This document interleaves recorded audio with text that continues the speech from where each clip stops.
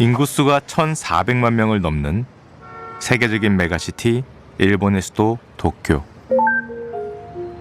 하지만 이 거대 도시의 핵심 지역들에서도 장기화된 저출산 고령화의 여파가 눈앞에 현실로 드러나고 있습니다.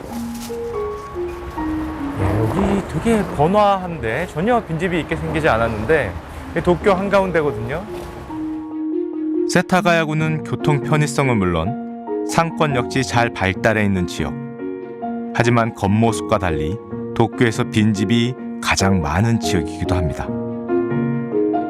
선생님, 여기가 도쿄에서도 굉장히 번화한 곳인데 빈집이 있어 보이진 않거든요. 이런 데 빈집이 있는 건가요? この世田谷区のこの三軒茶屋というのはたくさん商店街があって、若者にも大人気なんですけれども、ちょっと道の中に入ると戸建てが多くてですね、今空き家が非常に増えているエリアでもあります。 실제로 번화가 사거리에서 100m쯤 안으로 걸어 들어가자 すぐこうやって空き家があるんですね。 이게 빈집인가요? はい。これがまさに全く管理されてない空き家になりますね。だいたい今15年以上このようになってるっていうことで、ここの土地の資産だけでも6億ぐらいっていうふうに言われているんですね。 자산 가치로 따지면은 60억. 60억이요? 60억? 60억 원의 자산 가치가 ちょっと上がって見てみましょう。 조심하세요. 気をつけて。 네, 조심하세요. 이야. 우와. 오. まあ玄関も開けっぱなしで屋根も崩れそう。 위에 여기 다 쳐놨네요. 내려앉을까봐. 이 안에 풀들을 막 자란 거. そう。 아무도 관리를 안 하니까. 선생님, 60억이면 너무 아까운 곳인데 이렇게 빈집이 된 요 집에 좀 사연이 있을까요? やはり少子化とやはりその高齢化、この2つが進んでいることが一番大きな要因だと思います。でやっぱりそのお子様がいなくて、で相続が、たくさん相続人がいて話し合いをしなくちゃいけないので、そこでやっぱり揉めて名義も変えられずにこのまま売れずに空き家になっている。 살기 좋은 동네로 보이는데요. 여기 빈집 있다는 게 참. でここの空き家なんですけども、 이것도 빈집입니까? 와, 이거 뭐 창문에서. ね、草がいっぱい生えちゃって、上も 그러네요. 저 위에도 안에가 정글처럼 돼 있나 보네. 이 나무가 완전히 바깥으로 꽉 차 있나 봐요. ここの所有者はでクリーニング店やってらして、そうですね、高齢になってお仕事ができずになって、お体の具合も悪くなって一人で生活できないということで高齢者の施設に今入っています。でお子様がいらっしゃらないのでこのまま空き家になっていますね。はい。 세타가야구에 있는 빈집만 5만여 채. 빈집들은 심각한 사회 문제로도 이어집니다. もう日本は非常に台風とか地震が多いので、こういうものが飛んできて人に危害を加えたり、あとは結構犯罪で使われたりしています。 범죄! 最近東京の方では飲食を経営している夫婦がまさにこの空き家の中で殺人をして事件になったケースもありますので、やっぱりこういう空き家というのはいろんな意味でリスクがありますね。はい。 관련 시민단체까지 생기며 다각적인 노력이 진행 중이지만 빈집 문제를 해결하기엔 역부족인 상황. 도쿄 전역에 걸쳐 확산되고 있는 빈집은 지난해 90만 채에 육박했습니다. 日本においては2040年が高齢化のピークというふうに言われています。全世帯の3分の1が高齢者というふうに推測されていて、そのうちのさらに 32.6% がお一人様の高齢者というふうに予測がされています。この空き家の数もですね、何も対策をしていかないとどんどん増えていくというふうなところで非常に深刻な問題だと考えています。 저출산 고령화가 어떤 문제를 가져오게 될지 우리가 생각보다 잘 모를 수도 있다는 생각이 들었습니다. 내가 정말 어느 날 쓰러져서 요양원에 가든지 아니면 갑자기 사망을 했을 때 내가 살던 집이나 내가 살던 빌라가 어떻게 될까를 지금 우리는 생각을 안 하고 있는 거죠. 그저 살 사람이 없어서 값싼 집이 그렇게 될 거라고 생각을 했는데 도쿄에 보니까 그게 아니었습니다. 이 집의 권리관계는 어떻게 할 것이냐. 나는 자식이 없는데. 하나하나 생각할 게 정말 많아진 것 같아요. 도쿄에서도 더욱 가속화되고 있는 초등학교 통폐합은 일본 사회가 맞닥뜨린 또 다른 현실입니다. 일본 전역에선 최근 10년 동안 2,000개 이상의 초등학교가 사라졌습니다. 오랜 역사를 자랑했던 도쿄의 한 중학교. 이곳 역시 용도가 바뀐 지 오래입니다. 13年前に特別養護老人ホームの方に改装しまして、使わせていただいています。中学校の面影としてはご覧いただいているようなこちらの長い廊下が、学校の面影としてあります。 아이들의 웃음소리가 가득했던 공간엔 이제 몸을 을탁한 고령자들이 있습니다. その時に娘と一緒にここに来た。送ってきて入学する時に。廃校になるっていうのを聞いた時はいかがでしたか？やっぱ寂しいと思ったんじゃないかな。まあ時代だからしょうがないのかとは思うけど、やっぱり先行きはちょっと心配ですね。 1980년대 처음 저출산 고령화 사회에 진입한 일본은 전 세계에서 가장 빠른 속도로 인구 구조가 변화해 왔습니다. 문제는 평생 결혼을 하지 않는 사람들 역시 여전히 많다는 사실. 일본에선 결혼 대신 취미 등을 통해 행복을 찾으려는 사람들이 증가하며 와우. 사회적 주목을 받기도 했습니다. 와, 여기가 생각보다 굉장히 넓습니다. 뭐 상상할 수 있는 거의 모든 캐릭터 용품들이 다 있는 것 같습니다. 일본에서 평생 결혼하지 않는 사람은 갈수록 늘어 이제 남성의 경우 무려 4명 중 1명 이상이 결혼을 하지 않습니다.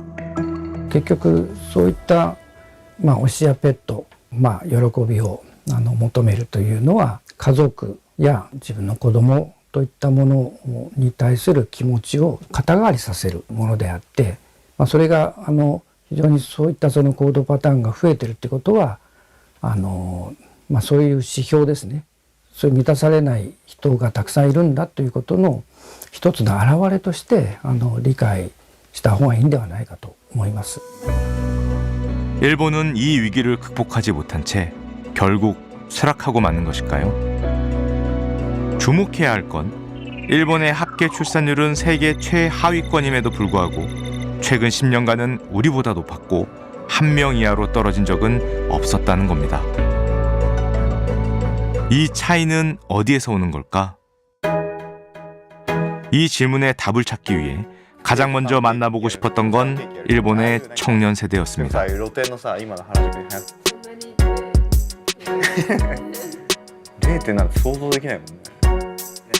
출신 지역이 저마다 다른 이들은 쉐어하우스에 함께 거주 중입니다. 곤방와. 예, 안녕하세요. 와주셔서 감사합니다. 한국에서 저희가 오게 된 이유는 혹시 한국이 요즘에 저출산 문제로 굉장히 고통받고 있다. 혹시 아시나요? 네. 오, 알고 있습니까? 그럼 혹시 한국은 어느 정도 되는지 아세요? 0.75とか。そんな感じな気がする。 자네? 어떻게 알았어요? なんか見たことある気がしますどっかで。 아, 뉴스에서. 그래도 이 일본이 한국보다 먼저 저출산을 겪었으니까 여러분들한테 어떤 힌트를 얻기를 좀 원하고 왔어요. 이 중에서 나는 결혼을 하고 싶다 하면은 손 한번 들어주시겠어요? 언젠가는. 오. 아이도 낳고 싶다. 오. でも大変な時にそばにいてくれるパートナーがいることは幸せなことだと思うので、いずれは結婚したいなと思います。産むんであれば兄弟2人以上は欲しいなと思ってるんですけど、まあでも僕は結婚したいのがまず子供が欲しいから、そこの段階をやっぱり経験したいなっていうところがすごい大きくて、はい。 3명이나 4명 낳고 싶은 생각도 있어요? 4人は多いかな。3人ぐらいまで。3人ぐらいまでですかね。 3명. 실제로 일본에서는 20대에 결혼하는 청년들의 비율이 우리보다 훨씬 높습니다. 일본에서 요즘에 취업하기가 쉽나요? 어떻게 취업이 좀 어렵나요? いいんじゃないですか。私はその大学出る時にもう仕事決まってるっていうのが、日本だと結構一般的で、大学3年生くらいから1年間くらいかけて就活して、4年生の頭には結構決まってて、あとちょっと楽しんで就職するっていう。 다들 그러셨어요? 좀 쉽게 들어갔습니까, 저렇게? 卒業前、そうですね。 저희는 대학 졸업하고 한 1, 2년 열심히 영어 공부하고 막 점수 올리고 막 그렇게 퇴사 들어가요. 한국에서는 신혼부부들이 집에 대한 부담이 엄청 높거든요. 집값이 너무 비싸서 집을 마련해야 되는데 일본에서는 좀 어때요? 그 집을 사야 된다는 압박감이 굉장히 높습니까? 普通にみんなマンションとか借りてる人多くないですか？いきなりは買わないよね。同棲してる。ああ、確かに確かに。 그러면 결혼할 때 집값이 막 크게 부담되거나 그런 케이스는 잘 없겠네요. それはないよね。 와, 그건 좀 놀라워요. 서프라이즈. 또 그 한국에서는 사실은 몇 년 전부터 이 남녀 갈등도 굉장히 문제가 많이 됐거든요. 일본은 좀 어떤 것 같습니까? 男女の葛藤っていうの何ですか？ Fight each other. なんかカップルでっていうことですか？それとも職場でとかですか？あんまりそういうのないですよね。そういうないかも。言説は聞いたことない。 아, 일본에서는 그런 게 별로 없다. 그러면은 그 일본에서 이 출산율이 이렇게 내려왔잖아요. 앞으로 계속 떨어질 걸로 보시는지. 私はあんまりもう落ちないんじゃないかなと思っています。会社とか、政府もなんか精一杯サポートを今多分してる状況なので、私が産むっていう風になった時は今よりも働きやすいだろうし、育てやすくなってるんじゃないかなと思うからです。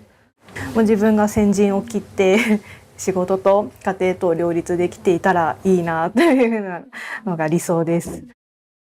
일본도 결코 만만한 사회가 아닌데 한국 학생들에 비해서는 확실히 짐이 가벼워 보였어요. 일본 청년 4명 중에 아무도 결혼할 때 집 살 걱정을 하는 친구가 없었고 심지어 뭐 취직 걱정하는 친구도 없었고 확실히 일본 청년들보다 우리 청년들의 짐이 그동안 무거웠다. 일본 청년들의 밝은 에너지와 미래의 낙관적인 모습. 이 뜻밖의 모습들은 어떻게 가능한 것일까요?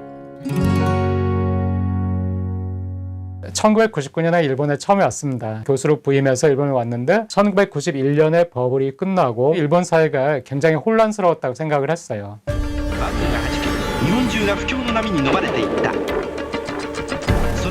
이후 장기화된 경기 침체와 함께 혹독한 불안의 시대가 찾아왔습니다. 하지만은 최근에는 제가 일본 사회가 굉장히 평온해졌다 이렇게 느끼거든요. 굉장히 20년의 혼란을 겪으면서 이제는 정말 우리가 이대로는 안 되겠다 하는 거에 대해서 그 인식을 공유하게 된 것 같아요. 청년이 정규직이 아니고 청년의 일자리가 불안하면은 결혼도 하지 않고 출산도 하지 않아요. 그러니까 이 청년들에게 정규직을 되도록이면 주는 거예요. 그렇게 되니까 청년들도 훨씬 더 편해지는 것이고요. 청년들에게 우선적으로 정규직 일자리를 주는 분위기, 그런 점은 좀 부럽다? 그런 생각도 듭니다. 또 우리와 크게 달랐던 점은 일본 청년들이 주거 문제에 큰 부담을 갖지 않는다는 것이었는데요. 지난 10년간 집값이 오르긴 했지만은 집값이 오르는 것이 굉장히 가팔라서 내가 집이 없기 때문에 나는 벼락 거지가 되는 것 같아. 나는 정말 상대적으로 굉장히 빈곤해. 이렇게 느낄 정도는 아니고요. 젊은 사람들은 굉장히 월세가 많고 또 공공임대도 많기 때문에 내가 집이 없다 하더라도 어디 들어가 살지 하는 그런 불안감이 없습니다. 韓国の場合非常に若い世代が結婚しにくい条件がいっぱい揃っているような、その日本の若者と韓国の若者が置かれている状況の違いをつぶさに調べることによって、少子化っていうのはどういう原因で起きるのかっていうことがかなりはっきり見えてくる可能性があるので、非常に重要な部分だと思って注目をしています。 도쿄 인근에 위치해 있는 위성도시 지바현. 오이네. 네. 안녕하세요. 안녕하세요. 이곳에서 특별한 부부를 만나봤습니다. 아이고 우리 애기들 너무 이쁘다. 네, 어서 오세요. 아이고 이뻐. 필리핀과 호주에서 만남을 이어가다 결혼까지 하게 됐다는 한일 부부. 저희는 2016년에 결혼했으니까 29살에 둘 다 동갑이에요. 첫째 아들 하루. 또 우리 이제 태어났을 때 사진 찍은 거예요. 5살, 3살입니다. 3살. 네. 일단 두 분 간단하게 소개 좀 부탁드리겠습니다. 안녕하세요. 저는 38살 한국인이고 이제 일본에 2016년에 온 권민호라고 합니다. 나는 일본에서 태어나서 일본에서 키웠다? 자랐던 일본 사람이 유키코입니다. 안녕하세요. 한국에서는 요즘에 20대 결혼하는 분들이 이제 거의 없어요. 세계에서 가장 이제 아이를 안 낳기도 하지만 늦게 낳는 나라가 됐거든요. 일본에서는 20대 결혼하는 분들이 어떻게 좀 주변에 많이 보입니까? 네. 보여요? 네, 많아요. 많아요. 네. 30歳がやっぱり境目だと思います。みんな30歳に向けて結婚したい。で結婚したらやっぱり子供が欲しい。考えてみたら結婚したくないって言ってる人はあんまいないかもしれないです。 일단 제 회사 후배들 같은 경우도 신입으로 들어오면 한 만 나이로 23, 24 이 정도가 되니까 경력 쌓고 대리급만 돼도 27, 뭐 이 정도밖에 나이가 안 먹으니까 경제적으로 좀 여유 있는 부분도 이유인 것 같아요. 27에 경제적으로 여유 있다라는 말이 굉장히 어색하게 들리거든요. 솔직히 말하면은. 예. 그 사회생활, 사회 경력이 쌓이니까 27 정도면 어느 정도 갖춰지니까 결혼할 상대도 찾고 연애도 하고 이렇게 하는 것 같아요. 결혼에 대해서 가장 큰 차이라고 느끼는 게 어떤 게 있을까요? 돈인 것 같아요. 준비를 제대로 하지 않으면 한국에서는 결혼하기 좀 어렵다고 생각했던 것 같아요. 일본에서는 그럼 어떻죠? 일본에서는 지금 와이프랑 만난 것도 그냥 돈보다는 그냥 결혼하고 싶다 이 친구랑 해서 결혼을 한 거기 때문에 그렇게 막 크게 경제적으로 준비를 한 상태에서 결혼한 케이스는 아니기 때문에 그런 부분은 좀 더 진입 장벽이 좀 낮지 않나. 그리고 또 진짜 궁금한 게 한국에서 또 애를 안 낳는 이유 중에 하나가 이 흔히 말해서 키우는데 돈이 너무 많이 든다. 이 일본의 이 뭐 교육비 같은 거, 아이 키우는 비용 어떻게 좀 비싸다고 생각하십니까? いや韓国に比べたら全然だよね。全然韓国は高いですよね。 증세 이불 전혀. 韓国のお父さんお母さんはなんか子供のためにもっと私がってやってあげなきゃいけない責任感みたいなのがすごく強いなって感じます。私とか周りの日本はなんて言うんだろう、見守るスタイル。 실제로 어린이집과 유치원이 끝나는 오후 4시. 아이들 하원은 아내가 직접 하고 있습니다.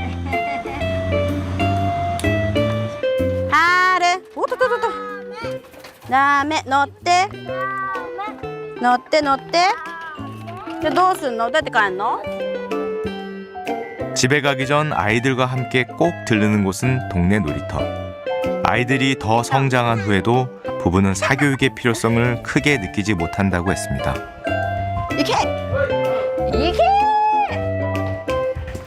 사람마다 너무 다르긴 한데요. 수험생이 되면은 일본도 학원이 있고 거기 학원을 보낸다든지 그렇게 해서 이제 사교육이 비용이 들긴 하는데 수험생이 아닌 경우에는 많이 학원을 안 가는 분위기고 학원보다는 약간 이제 부활동, 운동 같은 거 이런 거 시키고 하면은 그렇게 사교육 비용은 크게 걱정은 안 하는 것 같아요. 한국에선 초등학생도 5개 가요. 학원 5개. 일주일에 적은 거예요. 줄여서. この話を日本でするとみんなに「えー!」って言われます。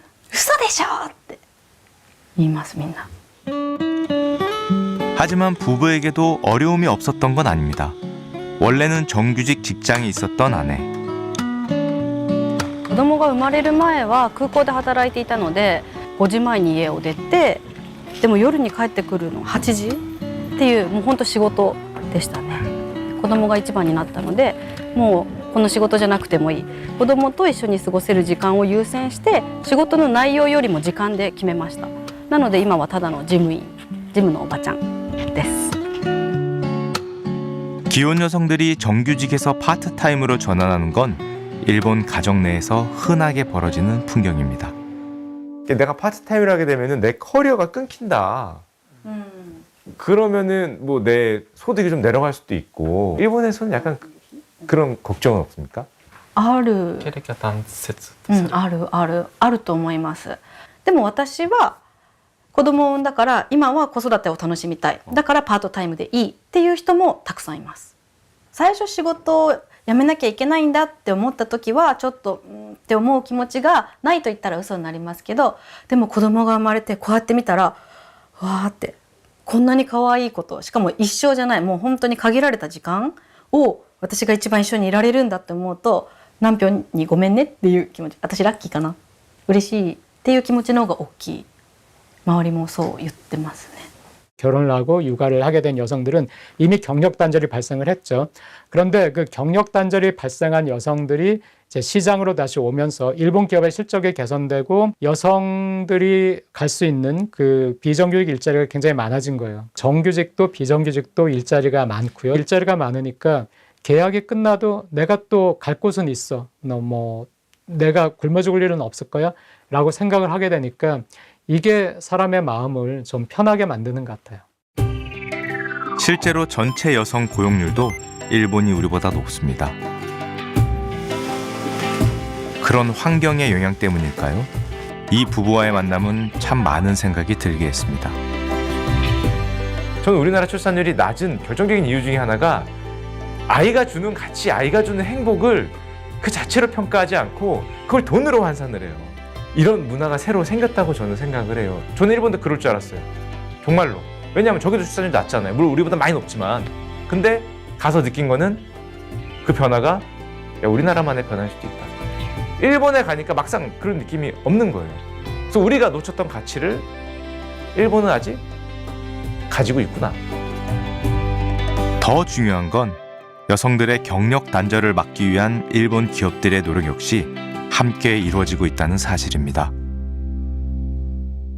오전 7시도 채 되지 않은 이른 시간. 직원들의 출근 행렬이 끊이지 않는 이곳은 일본을 대표하는 거대 종합상사입니다.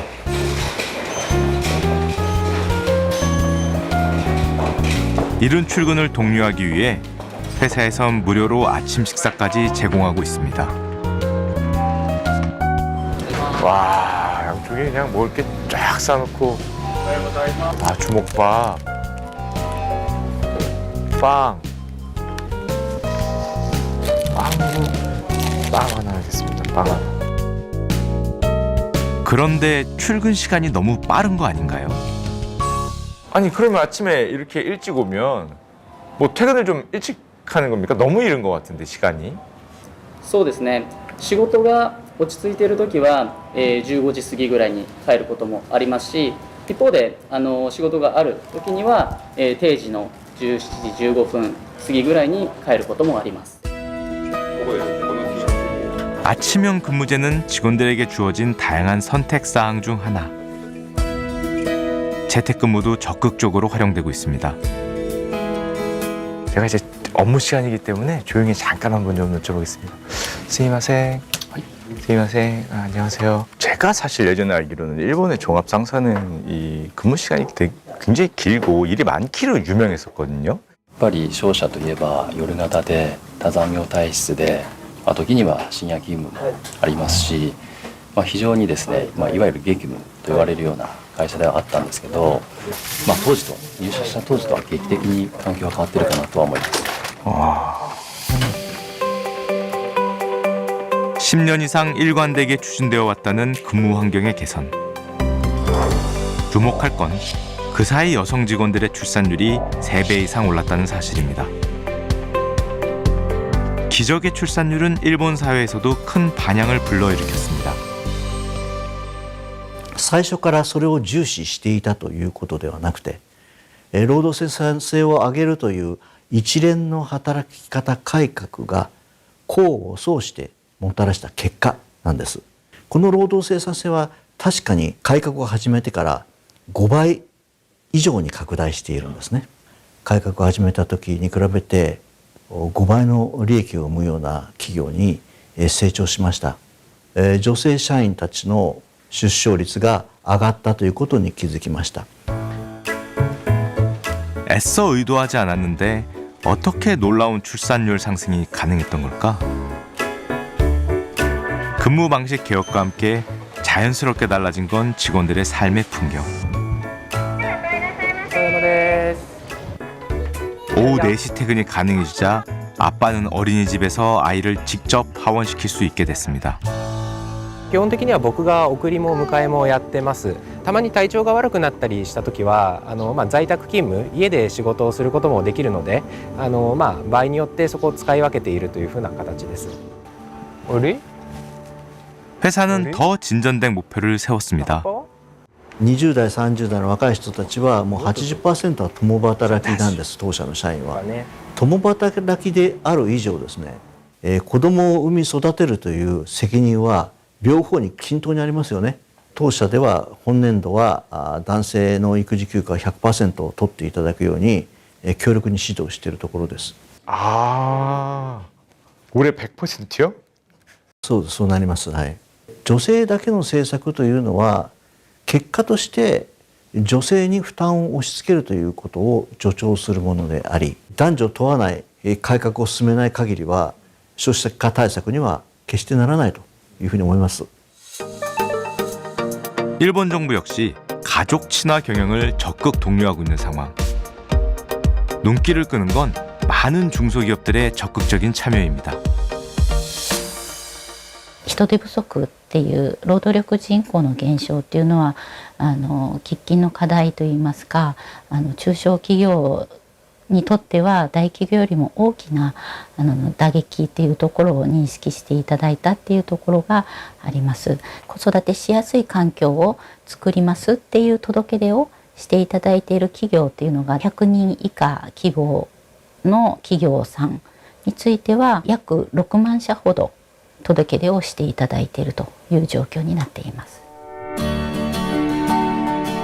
国の意識っていうのもとても重要ですよね。そういう共通の問題意識、そして危機感というものを持って、どういう社会に変えていくのかということを国民的な議論をしてですね、それぞれが勉強する、つまりどういったことが問題なのかということをね、お互いに話し合って変えていかなきゃいけない段階に来てるんだと思います。